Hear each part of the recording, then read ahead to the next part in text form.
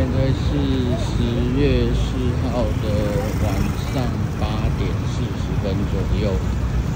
然后呢，我们要经过这个以前的公馆圆环，那现在我们就称它为罗斯福路基隆路口。好，那大家可以看到现在其实车子非常多哈。然后呢，一样的，经过这个斑马线。这个斑马线呢，过的时间非常短，我刚刚看只有35秒而已，所以35秒的话呢，你就是要走快一点。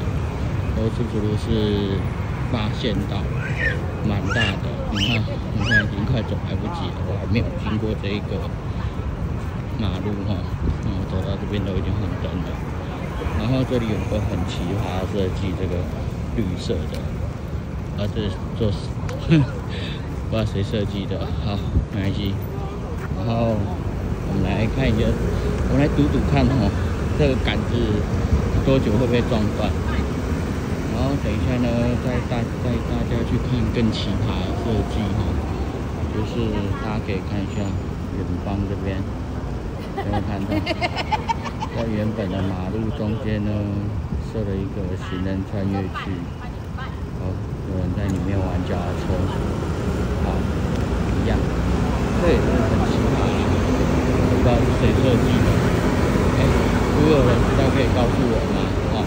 你告诉我，我不会去打他。对，好，一样，这些杆子呢，我们看多久会被撞断。我觉得不用1个月，不用1个月应该会被撞断。然后这里是奇葩的2段式穿越。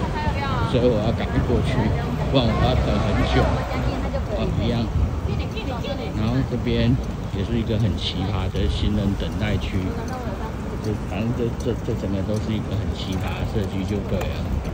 然后这边呢，这边搞得像驾训班一样，这边啊，这边，这个像不像驾训班？开车这样绕过来，然后开车这样绕，真的。我搞不清楚我要怎么走，我要违规了。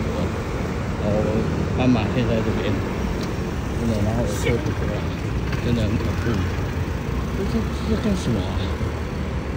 这到底是谁设计的？好，没关系啦，反正就是这样。我已经从那个罗斯福路的另外一边走到基隆路这边了，花了将近3分钟的时间，不过我中间有耽误了一下哈。然后大家看这个时间，其实车还是非常多啦，对，所以说呢，我是觉得那边的设计很奇葩啦，真的，那些杆子多久会撞断我不知道，之前有人把它弄成什么泡泡卡丁车的音乐配上去，真的是蛮妙的。好，那今天的影片就到这边啦。如果喜欢我的影片的话，记得我也没有记得按赞、订阅、分享，还有开启小铃铛。好，就这样，谢谢大家，拜拜。